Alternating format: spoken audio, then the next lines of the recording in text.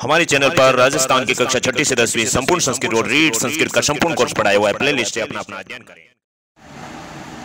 श्री गणेशाय नमः, सरस्वती नमः। इस वीडियो में हम कक्षा 6ठी का संस्कृत का 5वां पाठ पढ़ने जा रहे हैं।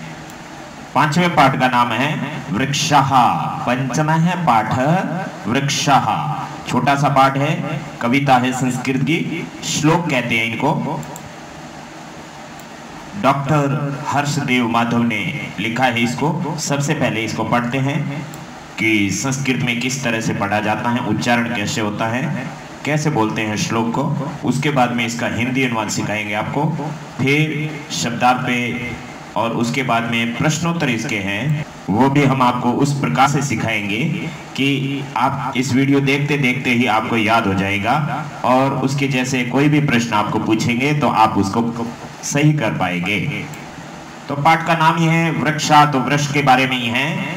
वने वने निवसन्तो वृक्षा, वनम वनम रचयन्ति वृक्षा, शाखा दोलासी नाव्यगा, तैकीमपि कूजन्ति वृक्षा, पिबन्ति पवनम जलम संततम, साधु जना इव सर्वे वृक्षा, स्पृशन्ति पादे पादालम च नभ शिरस्सु वहन्ति वृक्षा, पयोदर्पणे स्वे प्रतिबिंबम कौतुकेन पश्यन्ति वृक्षा, प्रसार्य स्वच्छाया संस्तरणम कुर्वन्ति सत्कारम वृक्षा।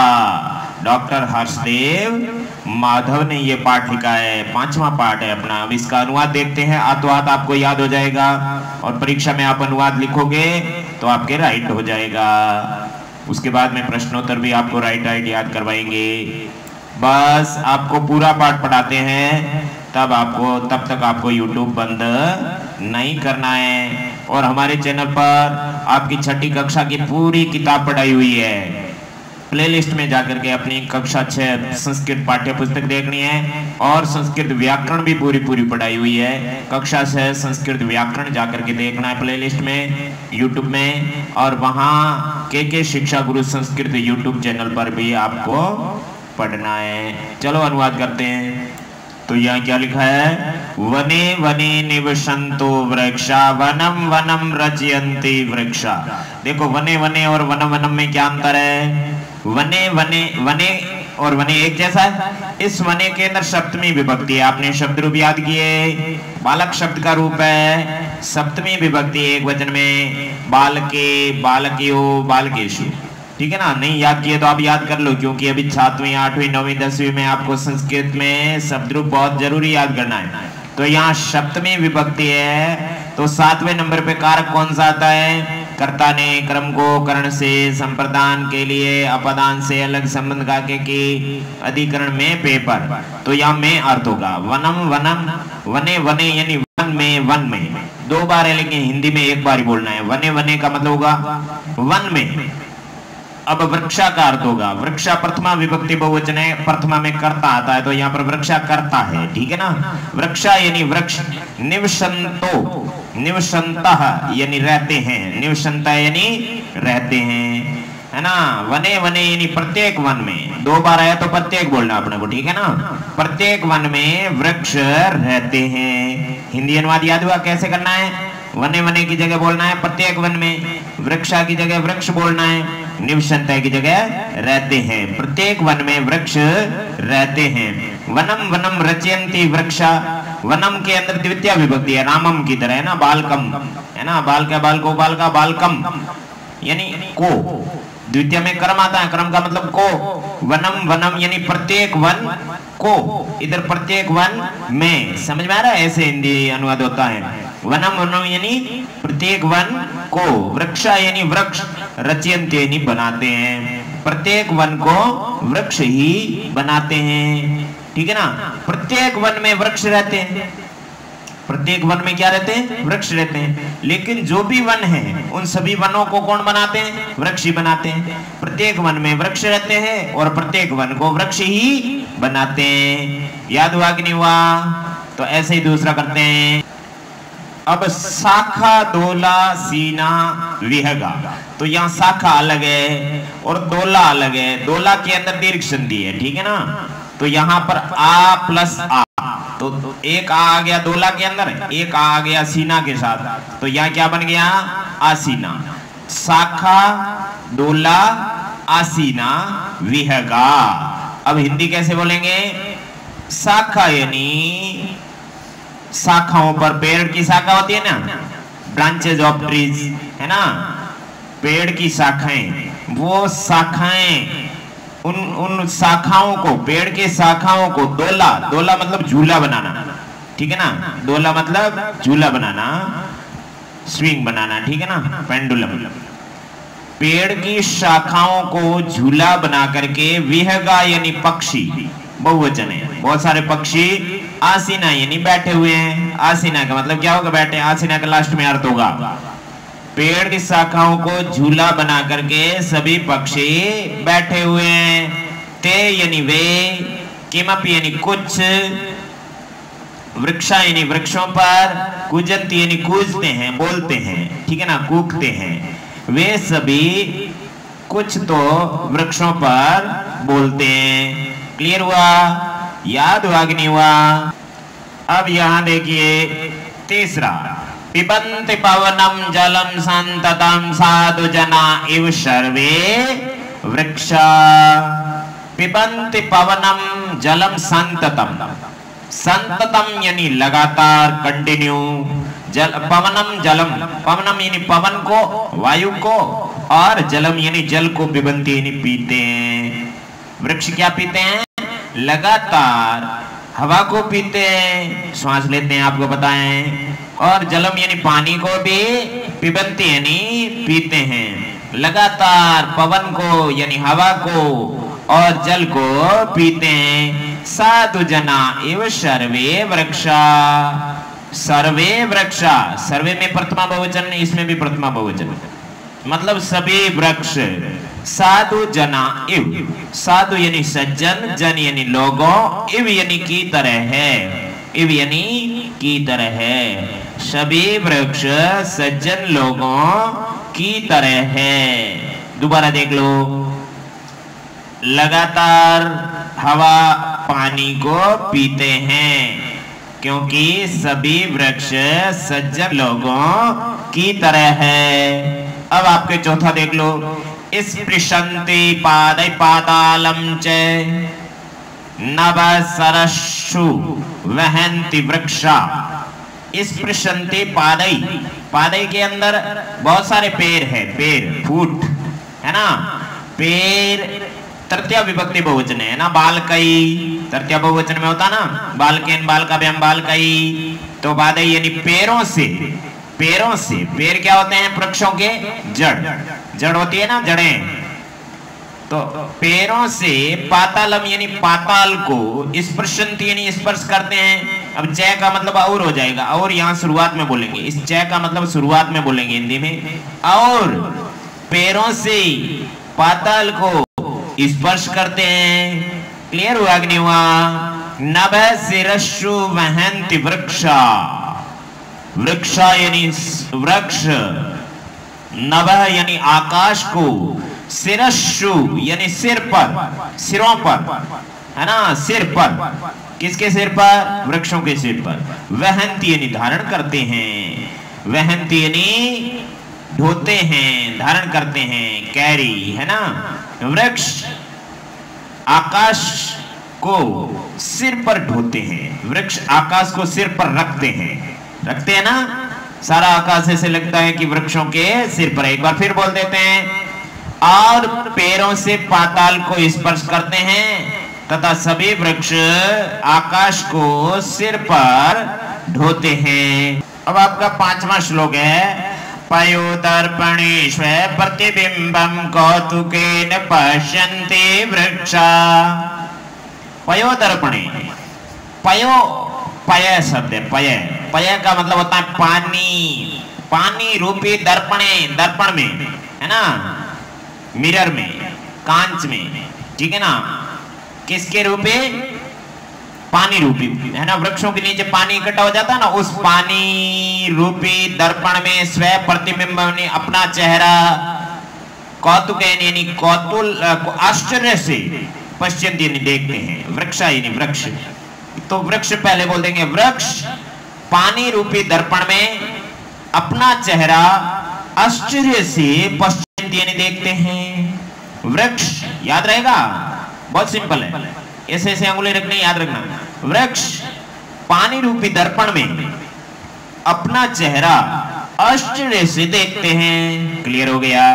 प्रसार्य स्वच्छाया संस्तरणं कुर्वन्ति सत्कारं वृक्षा, है ना। प्रसार्य यानी फैलाकर, स्व यानी अपनी, ये चय का लोप हो गया, तुकागम संधि से हुआ है। स्व छाया संस्तरण, स्व यानी अपनी, छाया रूपे, छाया यानी छाया रूपे, संस्तरण यानी बिस्तर को, अपनी छाया रूपी बिस्तर को, प्रसार्य यानी फैलाकर, प्रसार्य यानी फैलाकर, अपनी छाया रूपी बिस्तर को फैलाकर, वृक्षा यानी सभी वृक्ष, सत्कारम यानी सम्मान, कुर्वन्ति यानी करते हैं। वृक्ष सम्मान करते हैं, किसका? हमारा, ठीक है ना, वृक्ष हमारा सम्मान करते हैं। अपनी छाया रूपी बिस्तर को, अपनी छाया रूपी बिस्तर को फैलाकर वृक्ष सम्मान करते हैं। याद हो गया। हर्षदेव माधव ने बहुत ही सरल श्लोक लिखे हैं, आगे आगे हार्ड आएंगे, इसको आप नहीं सीख पाए हैं तो आगे आप बिल्कुल नहीं सीख पाएंगे, इसलिए इसको सीखना जरूरी है। सही से याद नहीं हुआ तो वीडियो शुरुआत से शुरू करके दोबारा सीख लीजिए। अब अपन लेते हैं शब्दार्थ। शब्दार्थ में सबसे पहले वने वने यानी प्रत्येक वन में, इन ईच फॉरेस्ट, निवसंत यानी रहते हुए, रहने वाले, लिविंग, ठीक है ना, लिविंग, ये निवसंत के अंदर सत्री पढ़ते हैं। रचयंती ये लट लगा रहे हैं, रचते हैं या बनाते हैं, मैकिंग, ठीक है ना। शाखा यानी डालियां या टहनियां, ब्रांचेज ऑफ ट्रीज, ठीक है ना। दोला, दोला यानी झूला, स्विंग और पेंडुलम। आसीना यानी बैठे हुए, सिटिंग, ठीक है ना। विहगा यानी पक्षीगण, पक्षीगण यानी बर्ड्स, बहुत सारे पक्षी। अब देख लीजिए, विहगा हो गया किमप यानी कुछ भी, एनीथिंग, समथिंग। कूजंती यानी कूकते हैं या कूकती है ना। चेर, संततम यानी निरंतर या लगातार, ऑलवेज। साधु जना यानी तपस्वी लोग, तपस्वी लोग, सज्जन लोग, सेक्स। और एव यानी की तरह, लाइक। पिबंती यानी पीते हैं, ड्रिंक। स्पर्शंती स्पर्श करते हैं, टच। नभ यानी आकाश को, द स्काई। सिरस्सु यानी सिर पर, ऑन हेड। वहंती ढोते हैं, कैरी। पयोदर्पणे जल रूपी दर्पण, आईने में। इन मिरर लाइक वाटर, इन मिरर लाइक वाटर, मिरर कैसा है? Like water. स्वयं प्रतिबिंबम, अपने प्रतिबिंब को, अपने चेहरे को, है ना। वंस ओवन इमेज, ठीक है ना। पश्यन्ति यानी देखते हैं, सी, लुक एट। यहां अगला है कौतुकैन यानी आश्चर्य से, विद वंडर। प्रसार यानी फैलाकर, एक्सपांडिंग। स्वच्छ छाया संतरण, यहां पर देख लो अलग अलग है, स्व अलग है, छाया अलग है, संतरण अलग है। अपनी छाया रूपी बिस्तरे को, ओवन शेडोज बेड। अब सत्कार यानी आदर, रेस्पेक्ट। अब अपन क्वेश्चन आंसर करेंगे। क्वेश्चन आंसर में पहला क्वेश्चन है, वचनानुसार रिक्त स्थानानि पूर्यत। वचन के अनुसार रिक्त स्थान की पूर्ति करनी है। वचन का मतलब क्या होता है? एक जना एक वचन, दो जने द्विवचन, और ये होते हैं बहुवचन। एक वचन को इंग्लिश में कहते हैं सिंगुलर नंबर और बहुवचन कहते हैं प्लूरल नंबर। द्विवचन इंग्लिश में होता नहीं है, हिंदी में भी नहीं होता है। आपको अगर वचन समझना है, पुरुष समझना है, तो हमारे चैनल पर अलग अलग वीडियो बना। आपकी ग्रामर वाला जो है ना, उसके अंदर आप एक एक वीडियो देखो, ऊपर फोटो लगाए, वहां पर लिखा हुआ वचन, पुरुष, लिंग, विशेषण, विशेष्य, सब कुछ। आप पहले शब्द रूप धातु रूप देख लेना, उसको समझ लेना, जितना याद हो उतना कर लेना। उसके बाद में आप व्याकरण के वचन, पुरुष, लिंग ये सब समझो, उसके बाद में पढ़ो तो पढ़ने में आनंद आएगा, नहीं तो कुछ समझ में नहीं आएगा। चलो आएगा तो देख लेते हैं। यथा वनम एक वचन है, वने द्विवचन है, वनानि बहुवचन है। वनम वने वनानि, बोलो वनम वने वनानि, वनम वने वनानि, बोल दिया। तो अब ये क्या है? जले, वने की तरह जले, तो यहाँ क्या होगा? वेरी गुड, क्या होगा? जलम, है ना। इधर वनम का जलम, वने का जले, सेम आएगा।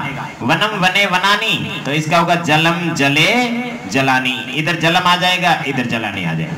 अब बिंबम, बिंबे बिंबानी, याद हो गया ना? Very good. ये तो प्रथमा विभक्ति है, ये द्वितीय विभक्ति है, ठीक है ना। शब्द रूप धातु रूप देखना, आप पता चल जाएगा आपको। यथा, जिस प्रकार। वृक्षम वृक्षौ वृक्षान, ठीक है ना। वृक्षम ये पुल्लिंग है, ये नपुंसकलिंग है, ये द्वितीय विभक्ति है। वृक्षम वृक्षौ वृक्षान, तो पकवान, पवनान, पवनान है तो पवनम पवनौ पवनान, ठीक है ना। पवन भी आपके क्या है? पुल्लिंग है। फिर जन, जनौ, जनौ है तो इधर क्या होगा? जनम जनौ जनान, इधर जनान आएगा। समझ में आ रहा है कि नहीं आ रहा है? चलो लिख के बताते हैं आपको। चलिए लिख दिया आपने, देख लिया? ये देख लेते हैं। वनम वने वनानी, जलम जले जलानी, बिंबम बिंबे बिंबानी, वृक्षम वृक्षौ वृक्षान, पवनम पवनौ पवनान, जलम जनम जनौ जनान। अब आपका दूसरा क्वेश्चन है। दूसरा क्वेश्चन क्या कहता है? कोष्ठ केषु प्रदत्त शब्देषु उपयुक्त विभक्ति योजित्वा रिक्त स्थानानि पूरयेत्। कोष्ठक में लिखे हुए शब्दों में से उपयुक्त विभक्ति लगानी है। शब्द रूप आपको याद होना चाहिए। योजित्वा, विभक्ति लगाकर जोड़कर रिक्त स्थान की पूर्ति करनी है। जैसे एग्जाम्पल दिया, अहम रोटिकाम खादामी, रोटिका है ना, इसके अंदर द्वितीय विभक्ति लगानी। आकारांत स्त्रीलिंग शब्द है, लता की तरह, रमा की तरह। रमाम रमे रमा, रमा रमे रमा, रमाम द्वितीय एक वचन है ना, तो यहाँ रोटिकाम आ गया। इस रोटिका को रोटिकाम लिखा। इधर का के ऊपर बिंदी किया, लेकिन संस्कृत पूरी चेंज होगी इसकी। संस्कृत में ये बिंदी का इतना महत्व है। अब त्वम खाली जगह पिबसी, त्वम डैश पिबसी, क्या? जल, तो जल का क्या हो जाएगा? जलम, इसके ऊपर बिंदी आ जाएगी इधर। छात्र है खाली जगह पश्यन्ति, दूरदर्शन, दूरदर्शनम आ जाएगा, दूरदर्शनम। ऐसे संस्कृत बनती है। अब आपका ये ग के अंदर क्या है? वृक्षा, खाली जगह पिबंती, क्या? तो यहाँ आपके पवनम, ठीक है ना। वृक्षा पवनम पिबंती, न के ऊपर बिंदी आ जाएगी। अब ताहा डैश लिखंती, कथा की जगह कथाम आ जाएगा, रोटिकाम की तरह। कहा ता कथाम लिखंती, ठीक है ना। उसके बाद में ड आवाम जंतुशाला गच्छावे, हम दोनों जंतुशालाम गच्छावे, सबके ऊपर बिंदी आएगी। बहुत सिंपल दिया है, इससे हार्ड आएंगे आगे। तो यहां लिख दिया, देख लीजिए। त्वम जलम पिबसी, तो यहाँ आपको एक बात और ध्यान रखना है। त्वम के साथ हमेशा मध्यम पुरुष वाली आती है। पढ़ती पढ़ते पढ़ते पढ़सी, पढ़सी के साथ में हमेशा त्वम आता है। चाहे पिबसी वदसी कुछ भी हो, त्वम आता है। तो त्वम में प्रथमा, जलम में द्वितीय विभक्ति। प्रथमा विभक्ति एक वचन, द्वितीय विभक्ति एक वचन, और पिबसी क्रिया है। तो यहाँ कर्ता में प्रथमा आती है, इसमें द्वितीय आती है, चाहे कोई भी सेंटेंस हो। तो यहाँ पर भी ये प्रथमा है, देखो छात्र है, बालक है। दूरदर्शनम पश्यति, दूरदर्शन देखता है, ये कर्म कारक है, ये कर्ता कारक है। यहाँ पर भी वृक्षा, ये बहुवचन है, तो ये क्रिया भी बहुवचन होगी। कर्ता एक वचन होगा तो क्रिया भी एक वचन होगी। कर्ता बहुवचन है तो ये भी बहुवचन है। पिबती पिबते पिबंती, वृक्ष है वृक्षु वृक्षा, समझ में आया? ये चाहे कोई भी वचन हो, ये एक वचन है। वृक्ष पवन को पीते हैं। ताहा, ये सभी है। सा ते ताहा स्त्रीलिंग है। सा यानी वह, तव यानी ते यानी वे दोनों, ताहा यानी वे सभी, कथाम यानी कथा को, लिखंती यानी लिखती है। क्योंकि ये स्त्रीलिंग है तो इसको स्त्रीलिंग बोलना पड़ेगा। बाकी क्रिया पुरुष के मतलब स्त्रीलिंग पुल्लिंग के अनुसार चेंज नहीं होती है संस्कृत में। आवाम, ये उत्तम पुरुष है। अहम आवाम वयम उत्तम पुरुष है, तो ये गच्छा वह उत्तम पुरुष है। देखो गच्छामी, गच्छा वह, गच्छा मैं, गतो, ये लास्ट वाली लाइन उत्तम पुरुष वाली द्विवचन है, क्योंकि ये आवाम द्विवचन है। हम दोनों जंतुशाला में जाते हैं। अब आपका तीसरा प्रश्न है, अधोलिखितेषु वाक्येषु कर्तृपदानि चिनुत। नीचे लिखे हुए वाक्यों में कर्तृपद यानी कर्ता पद चिनुत यानी चुनो, कर्ता चुनना है, ठीक है ना। मैंने पहले ही आपको बताया था कि जो सबसे पहले वो कर्ता होता है, बीच में कर्म होता है, फिर आपकी क्रिया होती है। तो यहाँ वृक्षाः नभः शिरसु वहन्ति, वृक्ष आकाश को सिर पर धारण करते हैं। तो धारण कौन करते हैं? वृक्ष, इसलिए ये कर्ता हो गया आपके कर्तृपद। इसमें कौन सा है? वृक्षाः, ठीक है ना। विहगा वृक्षेषु कूजन्ति, तो विहगा आपके कर्ता है, वृक्ष आपके अधिकरण है, क्योंकि जहां पर क्रिया संपन्न होती है वो अधिकरण होता है। वृक्ष वृक्षों पर कूजन्ति यानी बोलते हैं, तो ये आपके कर्ता हो गए। पयो दर्पणे यानी पानी रूपी दर्पण में, तो ये तो अधिकरण हो गया। वृक्ष आपके कर्ता हो गया। स्व प्रतिबिंब यानी अपना प्रतिबिंब पश्यन्ति यानी देखते हैं। कृषक अन्नानि उत्पादयन्ति, कृषक है वो अन्न को उत्पादन करते हैं, तो ये द्वितीय विभक्ति होगी। सरोवरे तालाब में, तो ये अधिकरण हो गया। मत्स्य यानी मछली, संति यानी है, तो ये आपके कर्ता हो गया। मत्स्य कर्ता, कृषक कर्ता, वृक्ष कर्ता, विहग कर्ता और वृक्षा कर्ता है। ये लीजिए आपको लिख के बता दिया। अब देखिए ये बहुवचन है, ये बहुवचन है, ये बहुवचन है, और ये एक वचन है, और ये भी बहुवचन है। इसका पता कैसे चलेगा? क्योंकि जो कर्ता में वचन होता है वो क्रिया में। वहन्ति बहुवचन है, कूजन्ति बहुवचन है, पश्यन्ति बहुवचन है, सन्ति बहुवचन है। उत्पादयति एक वचन है, तो कृषक भी एक वचन है। ये आपका चौथा प्रश्न है, और ये छठी के अंदर पहली बार आया है, तो आप इसके अंदर ध्यान से देखें, क्योंकि ये जो अपने पांचवा पाठ पढ़ रहे हैं, इससे पहले केवल बेसिक नॉलेज था। रियल में पाठ ये पांचवा शुरू हुआ है। इसके अंदर प्रश्ना नाम उत्तराणी एक पदे उत्तर, प्रश्ना नाम मैं हलंत हुआ, अंदर से वो निकला उत्तराणी। प्रश्ना नाम षष्ठी बहुवचन है, मतलब प्रश्नों के, उत्तराणी यानी उत्तरों को द्वितीय बहुवचन। एक पदे यानी एक पद से तृतीय विभक्ति एक वचन। लिखत यानी लिखो, समझ में आ गया? प्रश्नों के उत्तरों को एक शब्द में लिखो। क्यों? कौन सी भाषा में? संस्कृत भाषा में। तो वृक्षः कई पातालम स्पर्शन्ति, वृक्ष यानी वृक्ष, कई यानी किन के द्वारा, पातालम यानी पाताल को, स्पर्शन्ति यानी स्पर्श करते हैं। तो वृक्ष किन के द्वारा? पादई यानी पैरों के द्वारा। तो ये आपका उत्तर हो गया पादई। एक पद में ही उत्तर देना है। दूसरा क्वेश्चन क्या है? वृक्ष किम रचयन्ति, वृक्ष किन को बनाते हैं? प्रत्येक वन में वृक्ष रहते हैं, लेकिन वृक्ष मिलकर के किसको बनाते हैं? वनम यानी वन को। तो दूसरे का उत्तर क्या हो गया? वनम। समझ में आ रहा है ना? याद हो रहा है? Very good. अब आपके किताब के अंदर वनम न के ऊपर बिंदी थी, ठीक है ना, लेकिन यहाँ पर मैं लिखना, जब इसको अकेला लिखते हैं ना तो मैं हलंत लिखना चाहिए। किसी के बीच में लिखते हैं और बाद वाला शब्द व्यंजन होता है तो बिंदी आती है। बाद वाला शब्द अगर यहाँ देखो, ये आ क्या है? स्वर, तो यहाँ पर अगर बिंदी आती तो यहाँ मैं लिखना पड़ता। बाद वाला स्वर होता है तो यहाँ मैं लिखना है, बाद वाला व्यंजन होता है तो अनुस्वार आता है। समझ में आया? तो यहाँ खुला होता है तो मैं हलंत लिखना होता है। अगला प्रश्न है, विहगा कुत्र आसीना, विहगा यानी पक्षी, कुत्र यानी कहाँ, आसीना यानी बैठे हुए हैं। तो विहगा शाखा दोला है ना, शाखा दोलायाम आसीना यानी पेड़ की शाखा पर बैठे हुए हैं। तो इसका उत्तर हो गया शाखा दोलाम यानी शाखाओं की शाखा रूपी किस पर? झूले पर बैठे हुए हैं। कौतुकेन वृक्षा किम पश्यन्ति, कौतुकेन वृक्षा किम पश्यन्ति, आश्चर्य के साथ वृक्ष क्या देखते हैं, है ना? पानी के अंदर अपना प्रतिबिंब देखते हैं। तो इसका उत्तर हो जाएगा पयो दर्पणे स्व प्रतिबिंबम, पानी रूपी दर्पण में अपना प्रतिबिंब देखते हैं। याद हो गया है ना? देखिए पांचवा क्वेश्चन क्या है? समुचितई पदई रिक्त स्थानानि पूर्यत, उचित शब्दों का प्रयोग करके रिक्त स्थान पूर्ण करना है।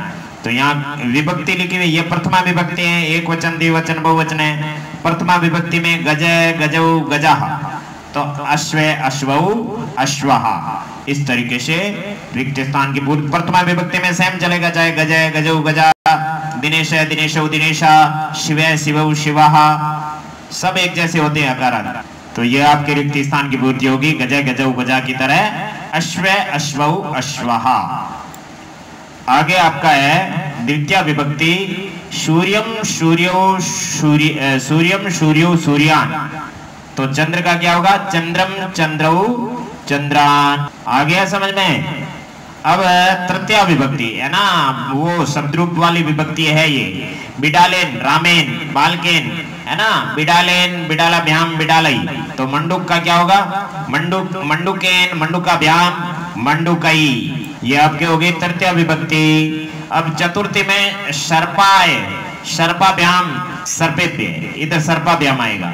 तो वानर है इधर, तो वानराय वानराभ्याम वानरेभ्य। आ गया समझ में? वानराय वानराभ्याम वानरेभ्य। अब देखिए आगे थोड़ा सा जटिल दिया हुआ पंचमी विभक्ति में, इधर मोदकात लिखा है, इधर दोनों ही नहीं लिखी है क्योंकि चतुर्थी और पंचमी सेम होती हैं, इसलिए मोदकात मोदकाभ्याम मोदकेभ्य। इधर वृक्ष है तो वृक्षात वृक्षाभ्याम वृक्षेभ्य। ठीक है ना? मोदकात मोदकाभ्याम मोदकेभ्य, वृक्षात वृक्षाभ्याम वृक्षेभ्य। षष्ठी विभक्ति, षष्ठी विभक्ति में जनस्य जनियो जनानाम। तो यहाँ पर शुक है, शुक का मतलब पैरट तोता। तो क्या होगा? सुकस्य सुकियो, फिर सुका नाम तो लिखा हुआ है, समझ में आ गया? सुकस्य सुकियो, बाकी सब लिखा हुआ। सप्तमी में शिक्षके शिक्षकियो शिक्षकेषु। मयूर है मयूरे मयूरियो मयूरेशु।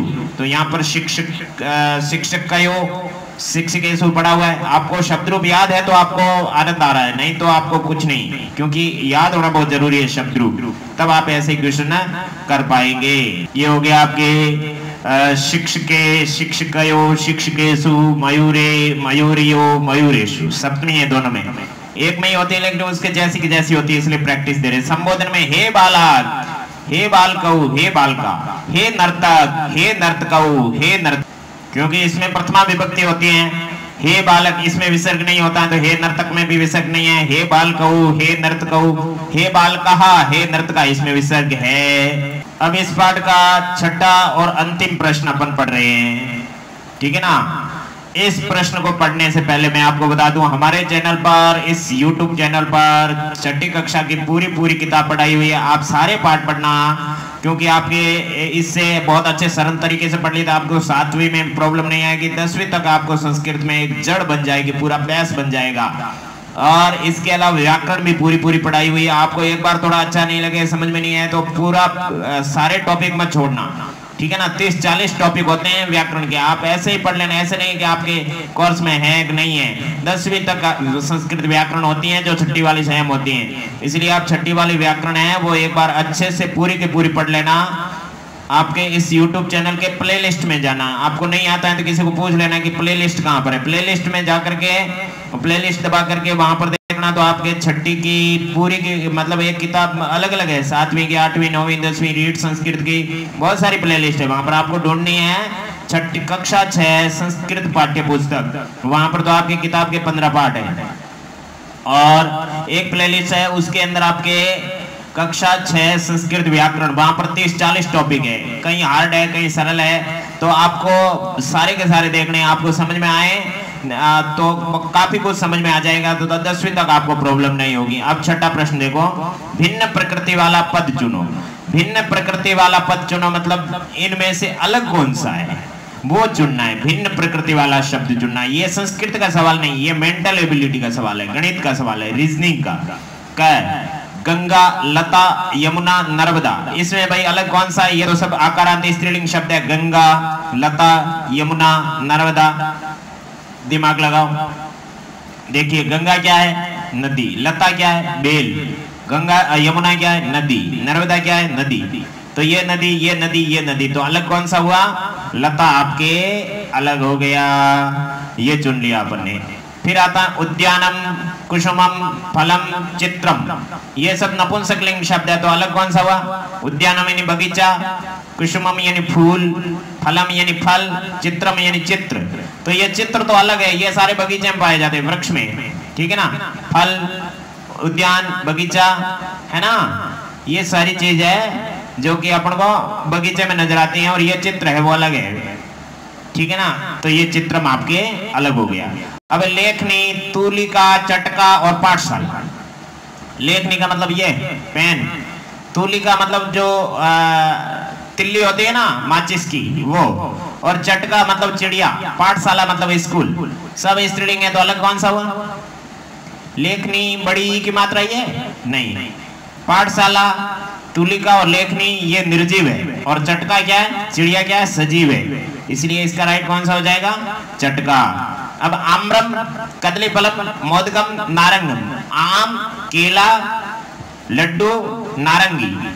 तो बिल्कुल समझ में आ रहा है, ये लड्डू है वो फल नहीं है, बाकी सब क्या है? फल है। इसी के साथ में अपना 5वां प्यारा सा पाठ पूरा हो गया। छठा पाठ जल्दी से, षष्ठ पाठ है समुद्र तट, आपको पढ़ना है और पूरी किताब पढ़नी है। इन्हीं शब्दों के साथ में हम अपनी वाणी को अगले वीडियो तक विराम देते हैं। धन्यवाद। हे भगवान, भला सबका करो, शुरू हमसे करो। छठी से 10वीं तक संपूर्ण संस्कृत पढ़ने के लिए चैनल सब्सक्राइब करें।